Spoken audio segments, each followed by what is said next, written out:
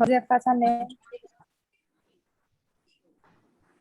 Good afternoon, sir. Good afternoon. Good afternoon. Good afternoon, sir. Good afternoon, sir. Good afternoon, sir. Afternoon. Good afternoon, sir. Afternoon.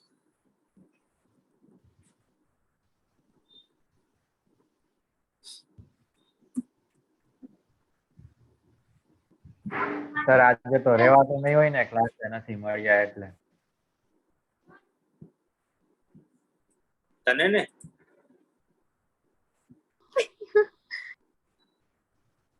બધાને એમ ટૂંકમાં તમને હા તને તારો દિવસ નહીં નીકળો એ ઓલી રીતે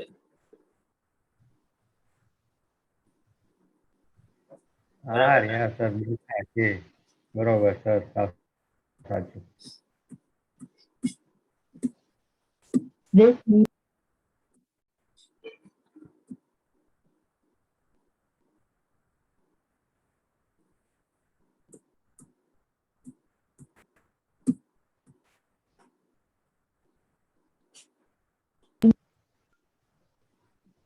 નાયા સર વરસાદમાં ગઈકાલે નાવાનું નહોતું પણ નાઈ લીધું ઓકે સરસ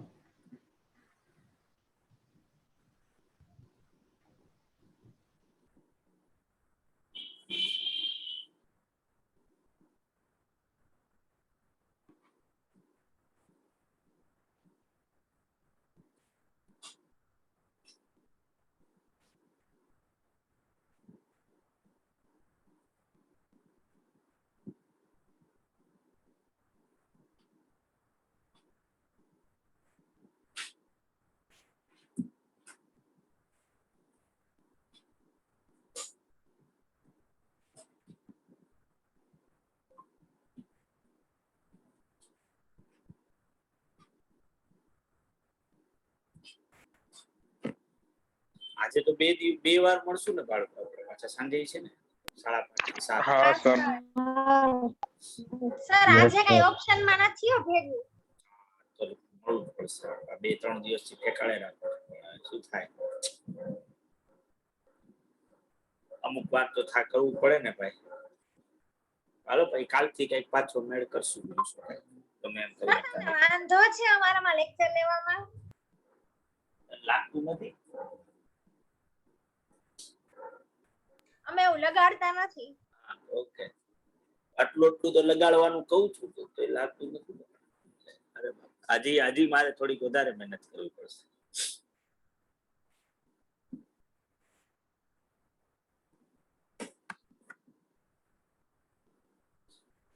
એક મને પોપટ એવું કીધું કે હવે તું ક્લાસે નથી આવવાની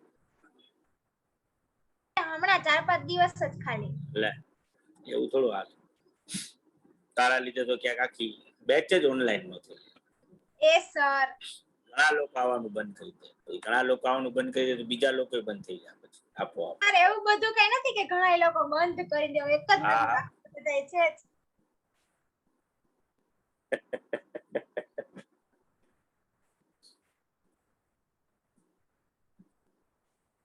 અલા શું કહે કઈ ઇંગ્લિશમાં નહીં પણ કેમાં આપણે ઇફેક્ટ શું કહે કાસ્કેડિંગ ઇફેક્ટ શું કહે એવું જાય ને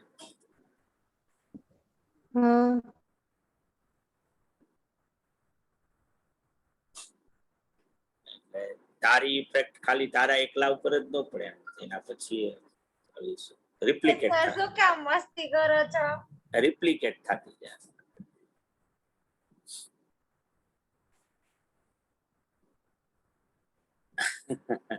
બટરફ્લાય ઇફેક્ટ એટલે તને આવડે છે ને તને ખબર છે સર તમે આજે ઇફેક્ટ કીધું એના ઉપરથી મને આમ તો આપણે આમ એક્સપિરિયન્સ માંથી પાસ થતા હોય એટલે પાછળ વર્ડ્સ ની ખબર હોય આપણને હવે ના સર ખબર હતી આના વિશે પહેલેથી જ ખબર હતી તને કઈ એક્સપિરિયન્સ કર્યો હોય છે અરે સર તમે વાત આની જ કરતા હતા ને ઈ તો કયો. મને એક્ઝેક્ટ હું રિલેટ નથી કર્યો કે મારો લાઈએ છે પણ હોઠે નથી આવતું ના જેવું છે. Okay sir okay. પણ તું કે છો તારી ઇફેક્ટ સાચી ઇફેક્ટ જ છે, તું કઈ ખોટું થોડું કે હવે બસ મસ્તી નહીં.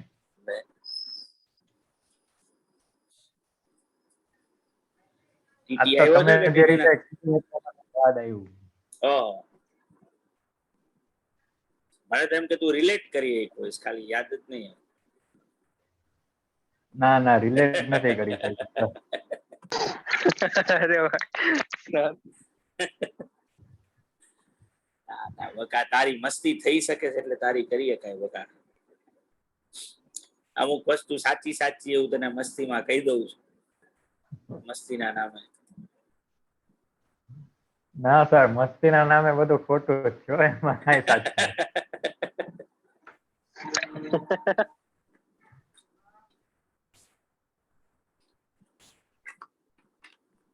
ઓલ રાઈટ બાળકો, તો હવે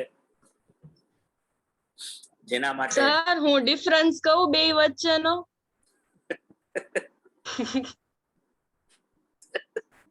કે સાંભળવાની મજા આવશે. જો કાસ્કેડિંગ ઇફેક્ટ એટલે છે ને હે કોઈ બી એક ઇફેક્ટ થઈ હોય એના લીધે ઘણી બધી ઇફેક્ટ થાય બટ એનો નેગેટિવ ઇમ્પેક્ટ હોય. અને બટરફ્લાય ઇફેક્ટ એટલે કે છે ને હે એક કોઈ વસ્તુ નાના પાયે સ્ટાર્ટ થઈ હોય ને એની બીજી કોઈ વસ્તુ ઉપર મોટી ઇફેક્ટ હોય, બટ કાસ્કેડિંગ માં એવું હોય કે નેગેટિવ હોય એમ. ઓહો વાહ, ગૂગલ ગુરુએ શીખવાડ્યું તને? હા Google ગૂગલે Guru, શીખવાડ્યું. ઓકે. કેમ કે બે જણા બોલ્યા નું હું કન્ફ્યુઝ થઈ ગઈ તો ડાયરેક્ટ ગૂગલ દાદાને પૂછી આવી. આ તો ઓલી છે ને ટેક્સ્ટમાં કાસ્કેડિંગ ઇફેક્ટ હોય ને. હા તો સોરી કઈ નેગેટિવ ઇફેક્ટ થોડી કહેવાય. હા ઓલી બધાયમાં આ પાડે. એમ નહીં, હું વિચારતી હતી કે નેગેટિવ ઇફેક્ટ પૂરી કેવાય એમ. એ જેને લખ્યું હે એને તો પોઝિટિવ એને ટેક્સ લેવા હાટું જ કર્યું હોય છે ને. જો ગૂગલ દાદાના શબ્દોમાં a cascading effect is an unforeseen chain of events that occurs when an event in a system has a negative impact on another related system. બસ સર બસ, મચ્છર વયો ગયો. નથી અત્યારે હજી ઘરે નથી આવ્યો, જાતું મોજ કર. મચ્છરે તમને પૂછીને આવે કે હું આવું. હા બેસે એટલે બધાય, એટલે તારી થિયરી પ્રમાણે તો બધાય ડરે તારા.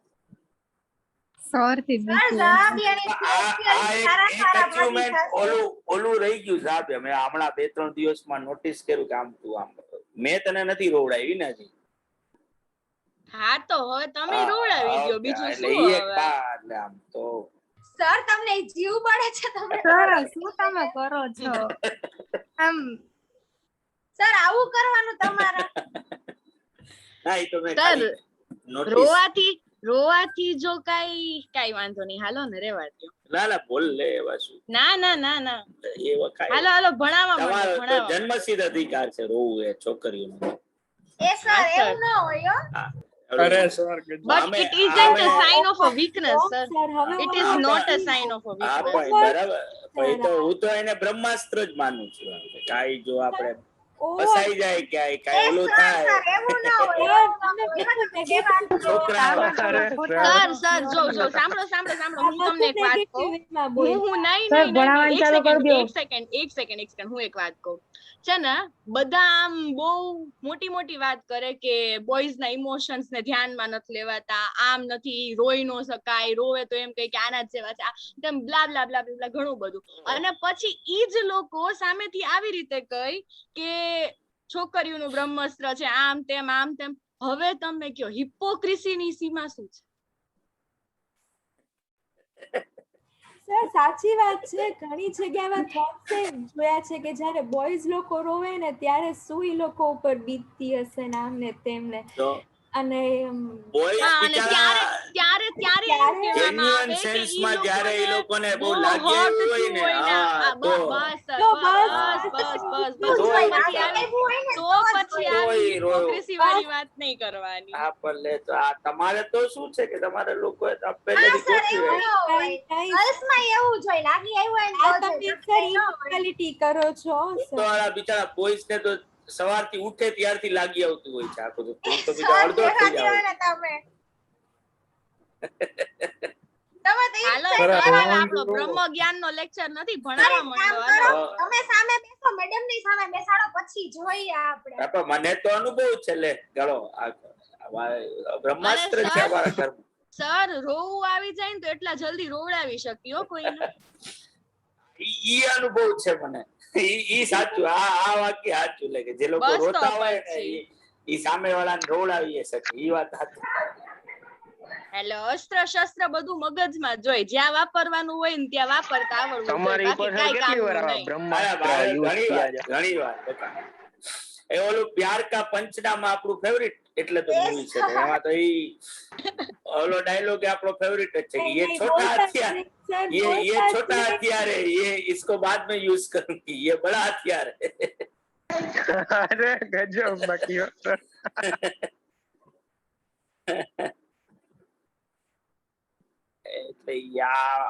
એટલે છોકરા બિચારા બધું યાદ ન રાખી શકતા હોય, તો તમે બધું યાદ રાખો ને પછી ઓલો જયારે સાવ ભૂલી ગયો હોય ને ત્યારે યાદ દેવડાવો, એટલે ઈ માથા. અને ત્યારે જ બોયસ રોવા માંડે. અને ત્યારે પછી ગિલ્ટી ની ફિલિંગ દેવડાવો, પછી ઓહો આવું થઈ ગયું. સર મેડમ નું ધ્યાન રાખીને બોલો છો કે આવતા નથી ને. તો જો વારે વારે જોવું પડે ને, વળી લેક્ચર ના લીધે ઘરે હા પછી તું બટરફ્લાય ઇફેક્ટ ઘરે પાછો. મારે જ રોવાનું, તો મારે જ રોવાનું થઈ જાય તો માથાકૂટ થાય ઈ ને. કહું છું સર, અંતે તમે જ રોશો હો. હા એટલે લોકો તો વયા જશે. એમાં પછી કેમેરો શરૂ હોય. એકાદું રેકોર્ડિંગ સંભળાવવું જોઈએ મેડમ ને. હા સંભળાવો છે, ફોરમ મજા આવી જશે. ના નહીં વાત. સર અમે બેઠા નહીં થવા દઈએ, અરે ચિંતા ન કરતા. કાઈ સર હાલો ચાલુ કરી દે, નહીં તો ચર્ચા લાંબી ચાલશે. તો મેં પેલા કીધું છે, જેવો છે. પાછો તમને મારો નિયમ કહું કે છોકરો છે અને છોકરો હવે 11 વર્ષનો થઈ ગયો. એ હા સર. એ સોરી તમને ખબર બરોબર છે. સર, બરોબર. ડીપ સેન્ટેન્સ કહી દો સર ટૂંકમાં.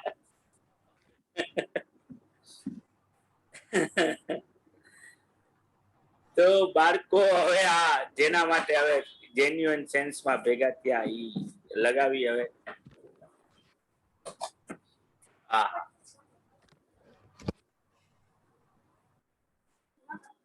શું કરું? કરું જ છું. જા તારું કામ કર, ભણવાનું કામ કર. જા જા જા. Bye bye. જોઈ લીધું સર, મારી લીધું તમે. જોયું સર તમે કઈ ન બોલી શક્યા. સર મેમે જ મોકલો હશે. મારી આવજા હવે. ઓય જાવ્યામાં મેડમ આર્યનનો સવાલ મેમે આર્યનને કીધું હશે કે છોકરાઓ સામે હું તો નહીં મારી શકું, તું જાતો આવજા. લાડા એને એવું આર્યનનો સહારો લેવો જ ન પડે, ઈ તો મેડમ એકલા કાપી છે. જો લે તમે આર્યનનો સહારો લેતા હશો ને સર? ના ના ના કઈ તો મેડમ સાઈડ જ હશે. એમાં ચાલુ હા પણ તો વાતું હવે ભણાવવાનું ચાલુ કરવાનું છે. જા મમ્માને કહું, મમ્મા જો આ ખોટું ઓલું કરે, જલ્દી જો, જલ્દી ભાગ.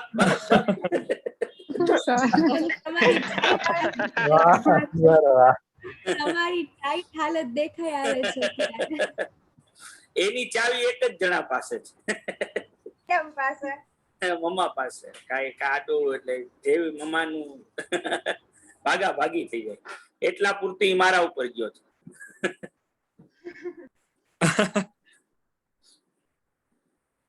ઓલ રાઈટ બાળકો, તો આપણી હવે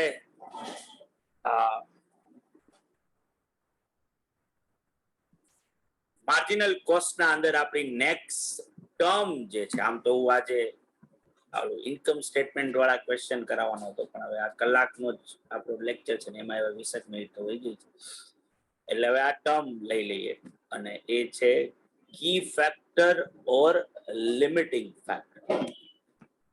આ તમે જ્યારે ફાઇનલમાં આવશો બાળકો ત્યારે તમે આ કી ફેક્ટર કે લિમિટિંગ ફેક્ટર રિલેટેડ દુનિયાભરની થિયોરી જે છે એ તમે શીખશો, સમજશો. તમે ઓલરેડી અમુક કી ફેક્ટરની થિયોરી અનકોન્શિયસલી કે સબકોન્શિયસલી ઓલરેડી ભણી ચૂક્યા છો. મેથ્સમાં તમે લિનિયર ઇનઇક્વાલિટીઝ ભણતા હશો કે ભણ્યા હશો? ભણ્યા છો ને લિનિયર ઇનઇક્વાલિટી? હા, ફાઉન્ડેશનમાં ભણ્યા. હા સર. પછી તમે ફાઉન્ડેશનમાં જ મેટ્રિક્સ ભણ્યા હશો મેથ્સના. તો મેટ્રિક્સ જે છે એ પણ ઓબ્વિયસલી કી ફેક્ટરની જ થિયોરી કે એનું જ પ્રેક્ટિકલ એપ્લિકેશન જે છે એ છે. આ સિવાય હવે તો જો કે આ નવા સિલેબસમાં આપણે ક્વોન્ટિટેટિવ એપ્ટિટ્યુડ્સ નહીં પણ આપણે ક્વોન્ટિટેટિવ ટેકનિક્સ નામનું 30 માર્કનું પહેલા પૂછાતું ફાઇનલના અંદર, જેમાં તમે transportation theory, assignment theory, simulation, બરાબર, આવા અલગ અલગ ટોપિક તમે જે છે ત્યાં ભણવાના હતા, જે હવે ઓબ્વિયસલી આ નવા સિલેબસમાં તમે જે ચેન્જીસ આવ્યો છે એમાં તમને એ ચેપ્ટર્સ જોવા નહીં મળે, પણ એ પણ કી ફેક્ટર ઉપર જ બેઝડ જે છે એ થિયોરી છે. હવે આ કી ફેક્ટર બેઝિકલી છે શું, કે આ લિમિટિંગ ફેક્ટર શું છે? તો કે ઓબ્વિયસલી તમારા મેજોરિટી જે ડિસિઝન્સ જે છે, જો રિસોર્સિસ તમારી પાસે એમ્પલ હોય તો તમે મન ફાવે એવા ડિસિઝન્સ જે છે એ લઈ શકો. આપણે એક સાવ પ્રેક્ટિકલ અને વાહિયાત એક્ઝામ્પલથી આ વસ્તુની શરૂઆત કરી કે આજે તમે શોપિંગ મોલમાં જશો અને જો તમારા બાપુજીએ તમને એવું કીધું હોય કે બેટા જે કરવું એ કર, બરાબર, જેટલું લેવું હોય, જે લેવું હોય એ લઈ, તો તમે ત્યાંથી ઓલા ચટાપટા વાળા ઝીબ્રા કલરના, બરાબર, ઓલા ફ્લોરોસન્ટ કલરના, બરાબર, જેવા કપડા દેખાતા હશે ને તમે બધાય કપડા ઉપાડી આપશો, તમને કોઈ પડી જ નહીં કોઈ વસ્તુ. પણ આની સામે જો તમે અત્યારની પ્રેક્ટિકલ સિચ્યુએશન ને એનાલાઇઝ કરશો ને, કે તમે કોઈ શોપિંગ મોલમાં ગયા અને શોપિંગ મોલ કે ગમે તે સ્ટોરમાં કે ગયા, બરાબર, ત્યાં તમે ઓલા શર્ટ્સ ના કે કોઈ પણ તમે સેક્શનમાં ગયા, શર્ટ્સ ના, પેન્ટ્સ ના કે કોઈ પણ બીજા તમને જે ટાઈપના કપડા ગમતા હોય, તો જો તમે થોડુંક ઓબ્ઝર્વ કરશો ને કે તમને એક શર્ટ તમે કાઢશો, તમને ગમ્યો બહુ જોરદાર, બરાબર, તમને એનો કલર ગમ્યો, એનો જે ડિઝાઇનિંગ કે આઉટફિટ તમને જે છે ઈ તમે જોયું, તમારી સાઇઝ નો પણ તમને દેખાઈ ગયું કે મારી સાઇઝ પ્રમાણેનો છે આખો. પણ તમે સૌથી પહેલું ત્યાં શું કરશો ખબર? તો કે સૌથી પહેલું તમે એનું પ્રાઇસ ટેગ, કેટલા રૂપિયા. હવે આવું તમે અનકોન્શિયસલી કે સેમી કોન્શિયસલી શું કામ કરો? તો કે તમારા પોકેટમાં એક લિમિટેડ અમાઉન્ટ ઓફ મની છે. તમારે શર્ટ તમને ગમી ગયો પણ એ લેવાનું ડિસિઝન તમે તો જ લેશો જો તમારી પાસે એટલા રૂપિયા ખિસ્સામાં હશે.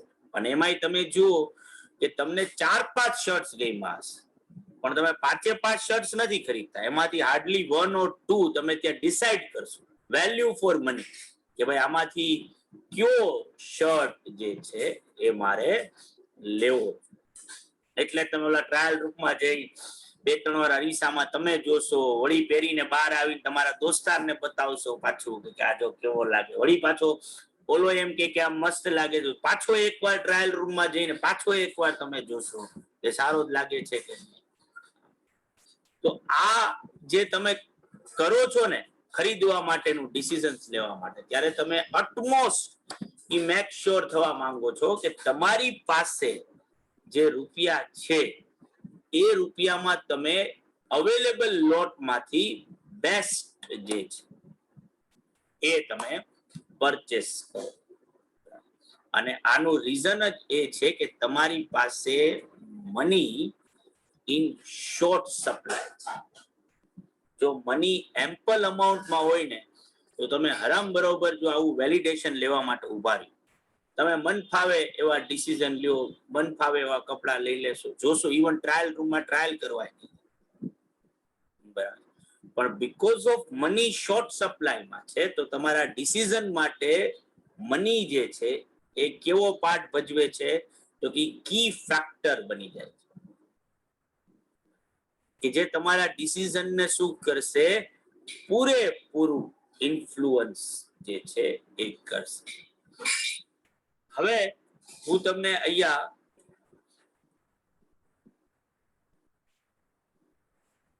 આપણા પોઈન્ટ ઓફ વ્યૂ થી એક એક્ઝામ્પલ આપું. સે ફોર એક્ઝામ્પલ તમારી પાસે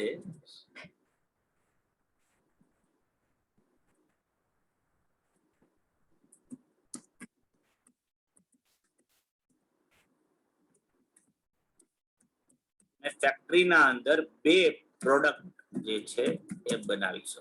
પ્રોડક્ટ એક્સ અથવા તો પ્રોડક્ટ વાય જે છે. પ્રોડક્ટ એક્સ ની જે સેલિંગ પ્રાઇસ છે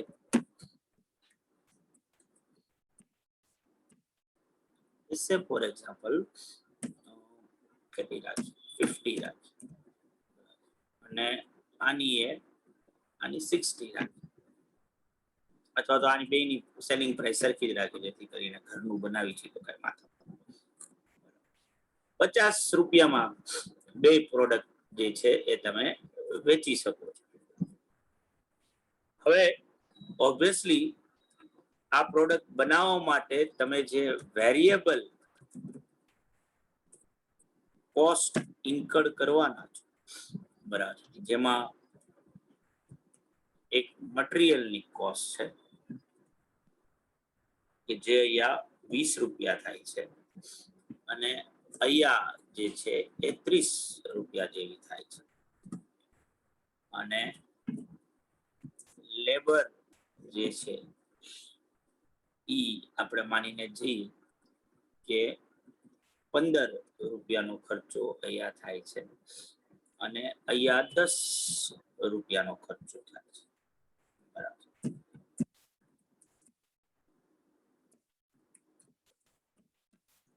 કોન્ટ્રીબ્યુશન પર યુનિટ આ કેસમાં કેટલું મળે? 15 રૂપિયા. આ કેસમાં કેટલાનું મળે? 10 રૂપિયા. બરાબર લખ્યું કે નહીં બાળકો? Yes sir. હા સર.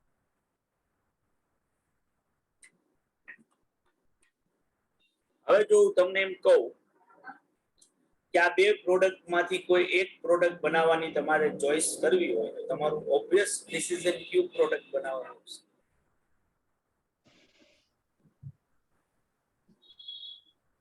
Product x. અને એનું હું તમારી પાસે રીઝન પૂછું કે શું કામ તમે એક્સ બનાવશો તો કે તમારો સીધો આન્સર શું હશે? કોન્ટ્રીબ્યુશન વધારે. બરાબર છે. કોન્ટ્રીબ્યુશન પર યુનિટ પ્રોડક્ટ એક્સ માં મને કેવું મળી રહ્યું છે? વધારે મળી રહ્યું છે. પણ હવે અહીંયા હું એક નાનકડી કન્ડિશન અટેચ કરું કે આ પ્રોડક્ટ એક્સ બનાવો કે વાય બનાવો એ કોમન રો મટીરિયલ માંથી બને છે, બરાબર, કે જેની સપ્લાય જે છે ને એ લિમિટેડ છે. તમારી પાસે આ રો મટીરિયલ 10,000 kgs નું જ અવેલેબલ છે, બરાબર, અને આ 10,000 kgs નો જ યુઝ તમે કરી શકો છો પ્રોડક્ટ એક્સ અને પ્રોડક્ટ વાય બનાવવા માટે, બરાબર. પ્રોડક્ટ એક્સ ના અંદર સે ફોર એક્ઝામ્પલ આપણે એવું માનીને જઈએ કે અરાઉન્ડ 10 kg જે છે એની જરૂર પડવાની છે, બરાબર. આ મટીરિયલ તમારે જો પ્રોડક્ટ એક્સ બનાવવું તો 10 kgs ઓફ મટીરિયલની તમને જરૂર પડશે, બરાબર. જ્યારે પ્રોડક્ટ વાય બનાવવા માટે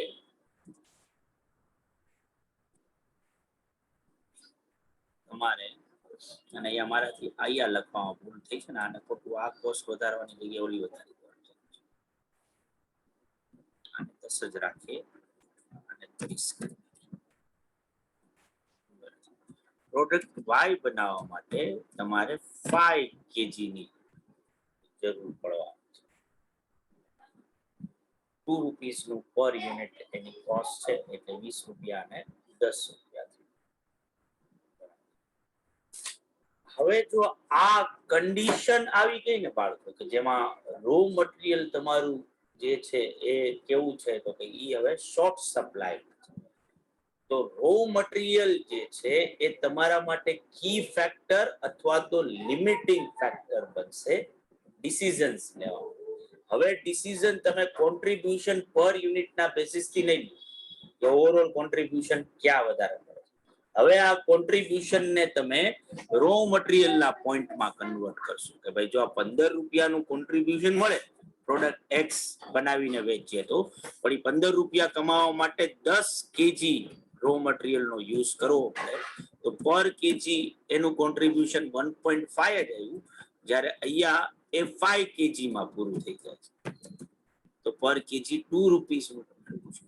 ઇન ટર્મ્સ ઓફ ટોટાલિટીમાં ભલે જે છે એ વધારે રૂપિયા જે છે, ઇન ટર્મ્સ ઓફ પર યુનિટના પોઈન્ટ ઓફ વ્યૂથી ભલે વધારે રૂપિયા મને પ્રોડક્ટ એક્સ માં મળતા હોય, પણ ટોટાલિટીના પોઈન્ટ ઓફ વ્યૂથી જોવા જઈએ તો જો પ્રોડક્ટ વાય બનાવીશ ને, આ રો મટીરિયલ નો યુઝ પ્રોડક્ટ વાય માં કરીશ, તો એ મને ઓવરઓલ વધારે કોન્ટ્રીબ્યુશન આપશે. જે તમે આ રીતે પણ સમજી શકો કે જો તમે આ 10,000 યુનિટ્સ પ્રોડક્ટ એક્સ બનાવવામાં યુઝ કરી નાખો, તો એના લીધે પ્રોડક્ટ એક્સ બની કેટલા શકે? 1000. તો પ્રોડક્ટ વાય કેટલા બની શકે? 2000. અને આ 1000 યુનિટ 15 રૂપિયાનું કોન્ટ્રીબ્યુશન આપે તો ટોટલ 15,000 રૂપિયા. જ્યારે આ 2000 યુનિટ 10 રૂપિયાનું કોન્ટ્રીબ્યુશન આપે તો ટોટલ 20,000 રૂપિયા. એટલે પર યુનિટ કોન્ટ્રીબ્યુશન ભલે કદાચ પ્રોડક્ટ વાય નું પ્રોડક્ટ એક્સ કરતા ઓછું છે, પણ રો મટીરિયલ નો ઓપ્ટિમમ યુઝ ક્યાં થશે? તો કે પ્રોડક્ટ વાય બનાવશો. બરાબર. તો product Y is a better choice, બરાબર, જેનો ઓબ્વિયસલી મારે યુઝ કરવો જોઈએ. આ લિમિટિંગ ફેક્ટર કે કી ફેક્ટર છે. આ લિમિટિંગ ફેક્ટર કે કી ફેક્ટર એક સિંગલ હોઈ શકે ઓર એ મલ્ટિપલ પણ હોઈ શકે. એટલે એવું જરૂરી નથી કે ખાલી રો મટીરિયલ જ શોર્ટ સપ્લાયમાં હોય. તમારા પાસે જે વર્કિંગ આર્સ જે છે, તમારા વર્કર્સ કે જે લોકો આ એક્સ અને વાય બનાવવામાં તમને હેલ્પ કરે છે, એના કલાકો લિમિટેડ છે. તમારી પાસે જે કેપિટલ છે એ કેપિટલ લિમિટેડ હોઈ શકે કે ભાઈ ઓવરઓલ રૂપિયા જે છે. એટલે તમે જો લિનિયર ઇનઇક્વાલિટીઝ તમે કરતા ને, તો તમને યાદ આવશે ત્યાં કે તમે ત્યાં કંઈક આવું કરતા કે તમે કંઈક મેક્સિમાઇઝ કરવું છે, એનું એક ઇક્વેશન થતું 3x + 4y. બરાબર. અને પછી એના કન્સ્ટ્રેન્ટ્સ હતા કે ભાઈ સબ્જેક્ટ ટુ જે છે 2x + 8y જે છે એ લેસ ધેન 10,000 છે. બરાબર. x + 3y જે છે એ ગ્રેટર ધેન 15,000 છે. અને તમે શું કરતા? તો કે તમે આ કન્સ્ટ્રેન્ટ ને સોલ્વ કરી અને x અને y ની એવી વેલ્યુ ફાઇન્ડ આઉટ કરતા કે જેના લીધે આ ઇક્વેશન જે છે એની મેક્સિમમ વેલ્યુ મળશે. આ મલ્ટિપલ કી ફેક્ટર છે. માનો કે આ રો મટીરિયલ છે અને આ લેબર છે, કે જેને તમે શું કરી રહ્યા હતા? તો કે એ બંનેનો યુઝ કરીને એવું કયું ઓપ્ટિમમ કોમ્બિનેશન તમે બનાવી શકો કે જે કોમ્બિનેશનનો તમે જો યુઝ કરો તો એ સિચ્યુએશનમાં તમને પ્રોફિટ કેવો મળે? સૌથી હાઈએસ્ટ. એટલે અહીંયા મન ફાવે એ રીતે રો મટીરિયલનો યુઝ નહીં કરી શકો, મન ફાવે એ રીતે લેબર આર્સ જે છે એ કન્ઝ્યુમ નહીં કરી શકો. એટલે જો તમે બાય ડેફિનેશનમાં જશો, આની શોર્ટ નોટ પૂછવી હોય તો શોર્ટ નોટ તમને પૂછી શકાય બાળકો કી ફેક્ટરની. તો key factor represents the resource whose availability is less than its requirement. જેટલું રિક્વાયર્ડ છે એના કરતા એની અવેલેબિલિટી ઓછી છે. ઓર સાવ લેમેનની ભાષામાં જો કહીએ તો જે શોર્ટ સપ્લાય છે, બરાબર, જેની સપ્લાય કેવી છે, શોર્ટ છે, બરાબર. It denotes resource constraint situation and it is a factor which at a particular time over a period of time limits the activities of firm. It is also called a critical factor or budget factor પણ કહેવાય છે. અને આવા કી factor ક્યાં હોઈ શકે? તો કે રો મટીરિયલ, લેબર, પ્લાન્ટની કેપેસિટી, ડિમાન્ડ સપ્લાયનું expectation, cash availability. there are number of key factors થઈ શકે. અને ઘણીવાર તમે કોઈ સિંગલ ફેક્ટર ફેસ કરતા હો, બરાબર, ઓર ઘણીવાર તમે મલ્ટિપલ ફેક્ટર્સ. સિંગલ ફેક્ટરની સિચ્યુએશન ને સોલ્વ કરવી બહુ ઈઝી છે, બરાબર, જે આપણે ક્વેશ્ચન્સમાં પણ પછી આગળ જોવાનું છે. મલ્ટિપલ ફેક્ટર્સમાં તમારે મોડેલ બનાવવું પડે અને એના માટે તમે લિનિયર ઇનઇક્વાલિટી સમજ્યા છો.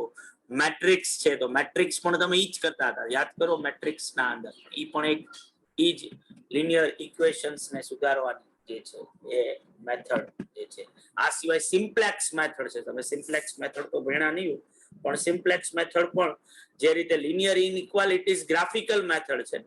લિનિયર ઇનઇક્વાલિટીઝ નું મેઇન કન્સ્ટ્રેન એ છે કે અહીંયા બે જ તમારી પાસે વેરિયેબલ હોવા જોઈએ, કારણ કે ગ્રાફમાં એક્સ અને વાય આ બે જ આવી શકે છે, બે જ એક્સિસ છે. એટલા માટે જો મોર ધેન 2 વેરિયેબલ્સ હોય અને લિમિટિંગ ફેક્ટર્સ હોય તો એવા પ્રોબ્લેમને સોલ્વ કરવા માટે તમારે ટેબ્યુલેશન કરવું પડશે, જે સિમ્પ્લેક્સ મેથડથી થઈ શકે. અનફોર્ચ્યુનેટલી બાળકો, જે હું ટૂંકમાં જ્યારે આ કોર્સ તમારો રિવેમ્પ કરવામાં આવતો હતો અને જ્યારે સીએસ ના બધાના ટૂંકમાં ઓપિનિયન માંગવામાં આવ્યા હતા ઇન્સ્ટિટ્યૂટ દ્વારા, તો મેં મારા તરફથી આ જ્યારે ઇન્સ્ટિટ્યૂટે રેકમેન્ડ કરેલું હતું કે ભાઈ આ જે ક્વોન્ટિટેટિવ ટેકનિક્સ જે છે, આ મારો એક one of the favourite subject પણ હતો અને ફાઇનલમાં હું જ લેતો હતો, ઈ ઇન્સ્ટિટ્યૂટે કાઢીને. જે હું માનું છું કે એ તમારા લોકો માટે એક અટમોસ્ટ ઇમ્પોર્ટન્ટ પાર્ટ હતો. ઇન ટર્મ્સ ઓફ માર્ક્સ ને એ બધું તો અલગ વસ્તુ છે, પણ એના લીધે તમને ઘણી બધી ક્લેરિટી, ઘણી બધી સિચ્યુએશન્સ ને તમે અલગ પર્સપેક્ટિવથી એનાલાઇઝ કરતા થઈ શકતા. આ સિમ્યુલેશન છે કે ટ્રાન્સપોર્ટેશન છે, અસાઇનમેન્ટ છે, પછી આપણે જે આ લિનિયર ઇનઇક્વાલિટીઝમાં જે સિમ્પ્લેક્સ મેથડ કહીએ છીએ, આ જ રીતે અંકુર કરાવતો CPM PERT-ની મેથડ, ક્રિટિકલ પાથ મેનેજમેન્ટ જે છે, આ બધા જે એ તો કેવી ગજબની થિયોરી આખી કે આજે તમે જ્યારે મોટા પ્રોજેક્ટ્સ જ્યારે ટૂંકમાં તમે લઈ રહ્યા હો તો ત્યારે એનું સૌથી મોટી માથાકૂટ શું હોય કે એને ઇન ટાઈમ પૂરા કરવાના. બરાબર, ટાઈમ જે છે ને એ સૌથી વધારે લિમિટિંગ ફેક્ટર હોય.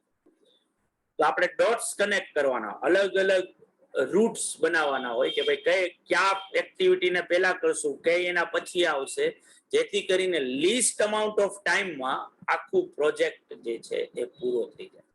CPM PERT જે છે ક્લાસિક થિયોરી જે તમારા સિલેબસમાંથી હવે, નહીં તો આ બધું કોસ્ટમાં જ આવતું બાળકો, જે અનફોર્ચ્યુનેટલી હવે નવા સિલેબસમાં તમે આ બધી વસ્તુઓ ભણતા નથી. બાકી એનો ફાયદો એ હતો કે મને 30 માર્ક્સ તો કોસ્ટના પેપરમાં 110% આવે, કારણ કે બહુ રેરેસ્ટ ઓફ ધ રેરેસ્ટ કેસમાં એવું થાય કે તમને ક્વોન્ટિટેટિવ ટેકનિક્સ ના આવડતી.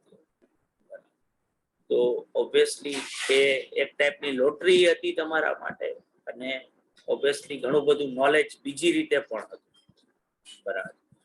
પણ હવે ઓબ્વિયસલી તમારા પાસે એ અવેલેબલ નથી, તો કઈ વાંધો નહીં, આપણે એનાથી કોઈ અત્યારે તો લેવા દેવા નથી, બરાબર.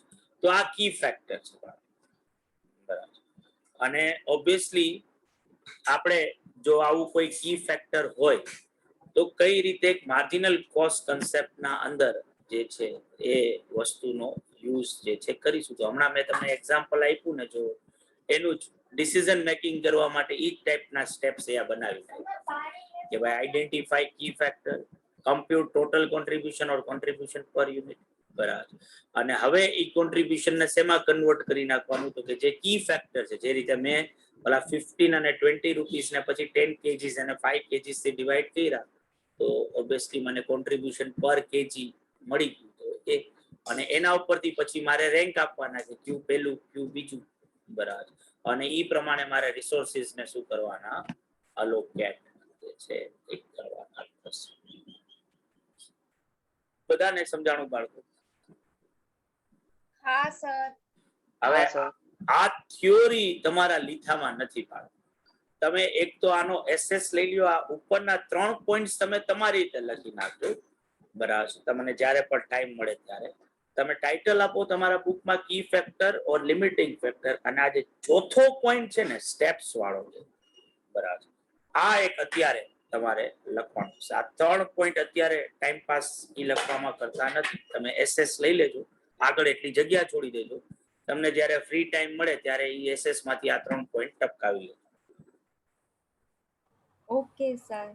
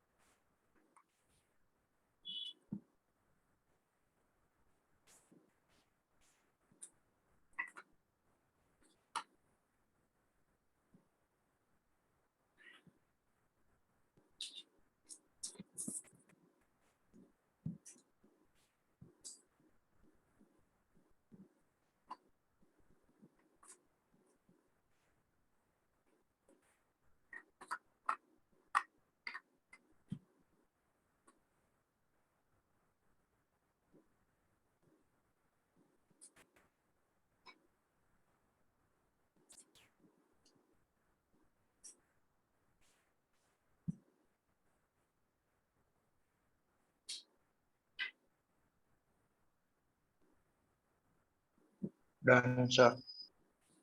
બધાને થઈ ગયું ને બાળકો? હા, એક જ મિનિટ. હા સર.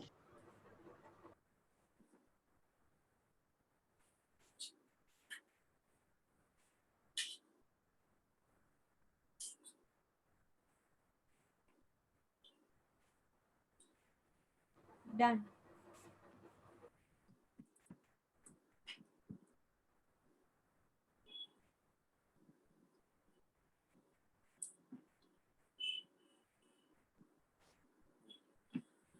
જો આ તમારા સ્ટડી મોડ્યુલ ના અંદર ઇલુસ્ટ્રેશન આપેલું છે બાળકો. ઇલુસ્ટ્રેશન 11 છે કે જ્યાં તમને કીધું છે કે company can make any of the 3 products XYZ in a year.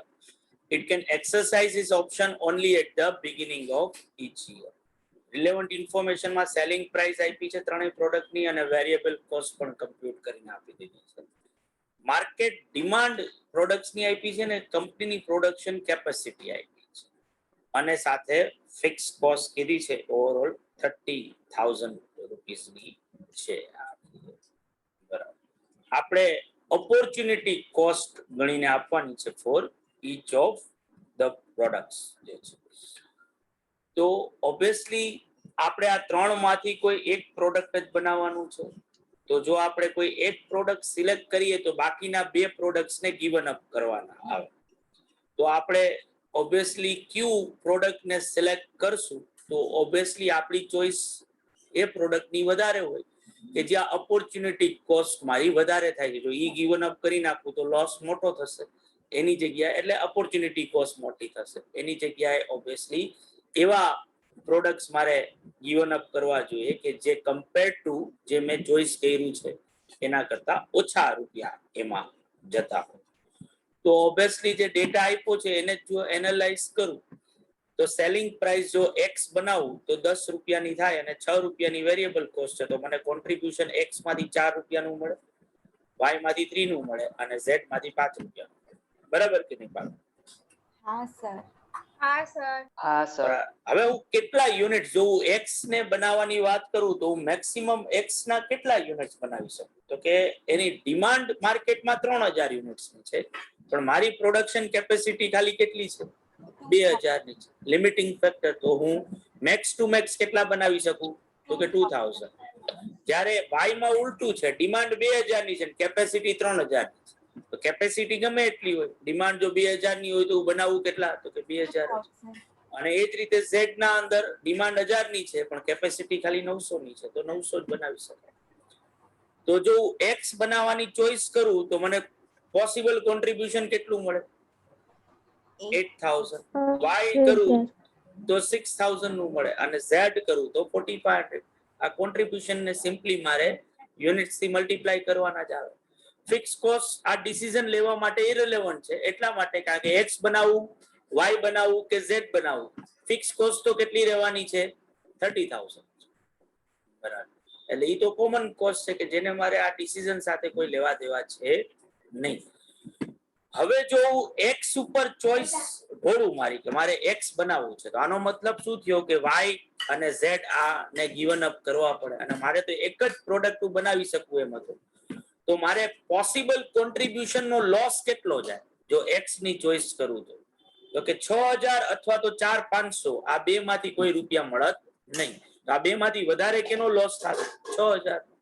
તો ઓપોર્ચ્યુનિટી કોસ્ટ જો X બનાવવાનું નક્કી કરું ને તો ઓપોર્ચ્યુનિટી કોસ્ટ કેટલી થાય? 6000. કારણ કે હું Y ને મારે ગિવન અપ કરવું પડે કે જે X પછીનું સેકન્ડ બેસ્ટ પ્રોફિટેબલ પ્રોડક્ટ છે. જો Y ને ચૂઝ કરું તો X અને Z ને ગિવન અપ કરવું પડે ને X અને Z માંથી હાઈએસ્ટ કોન્ટ્રીબ્યુશન કયું છે? તો કે X. તો 8000 ની ઓપોર્ચ્યુનિટી કોસ્ટ થાય. અને જો હું Z ઉપર જાઉં તો X અને Y ને ગિવન અપ કરવું પડે ને X અને Y માંથી હાઈએસ્ટ કોન્ટ્રીબ્યુશન કેમાં છે? X. તો ઓપોર્ચ્યુનિટી કોસ્ટ ઓબ્વિયસલી આ છે.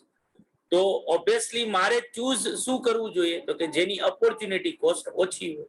તો ઓપોર્ચ્યુનિટી કોસ્ટ કોની ઓછી છે? X. બરાબર. તો X ને ચૂઝ કરવું જોઈએ. મને તો પૂછ્યું નથી કે ભાઈ કયું પ્રોડક્ટ બનાવવાનું. બરાબર. મને તો ખાલી ઓપોર્ચ્યુનિટી કોસ્ટ જ કમ્પ્યુટ કરવાની કીધી છે. તો આ મારી ઓપોર્ચ્યુનિટી કોસ્ટ થાય. બરાબર છે ને બાળકો?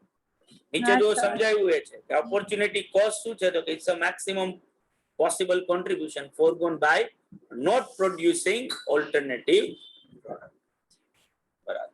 So if X is produced, then opportunity cost will be the maximum of 6,000 or 4,500. So 6,000 the house. તો અગેન ક્વેશ્ચન લખવામાં ટાઈમ પાસ નહીં કરીએ, તમે સીધો આન્સર તમારા બુકમાં ત્યાં રેફરન્સ આપી દેજો કે આ ઇલુસ્ટ્રેશન 11 નો આન્સર છે જે સ્ટડી મોડ્યુલના અંદર તમને આપ્યું છે. તો ગાયગા કોપી પેસ્ટ કરી નાખો ને આમાં ન સમજાણું હોય તો મને કહેજો બાળકો, કોઈ નહીં. ક્લિયર છે ને બધાને? હા સર.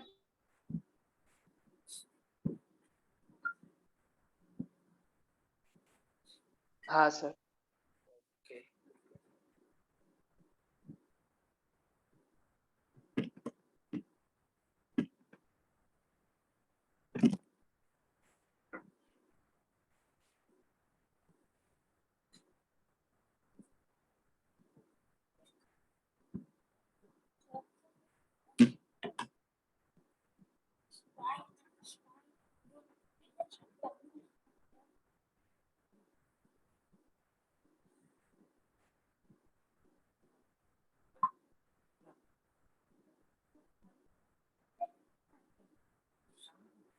बचपन का क्या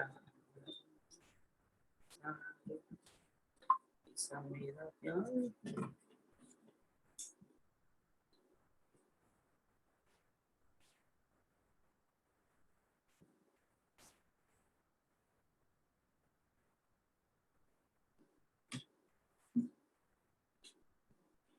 સર તમારે ઈ ગીત લાગુ ન પડે ને હવે?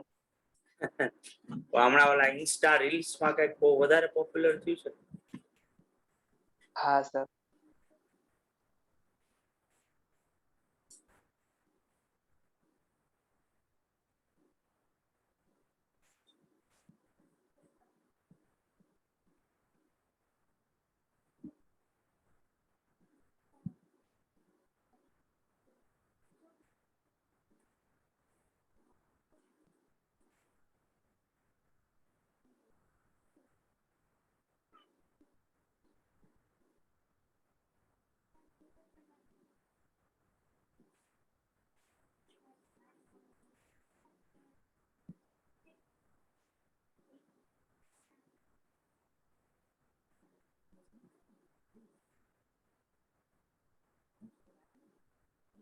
Done sir. સર એક મિનિટ.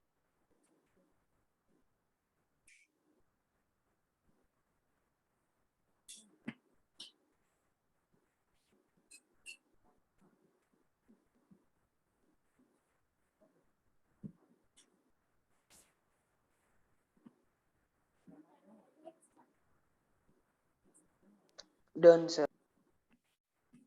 તો આવજો બાળકો, બાય બાય, ટાટા, સાંજે પાછા મળીએ. આવજો સર, આવજો. આવજો સર.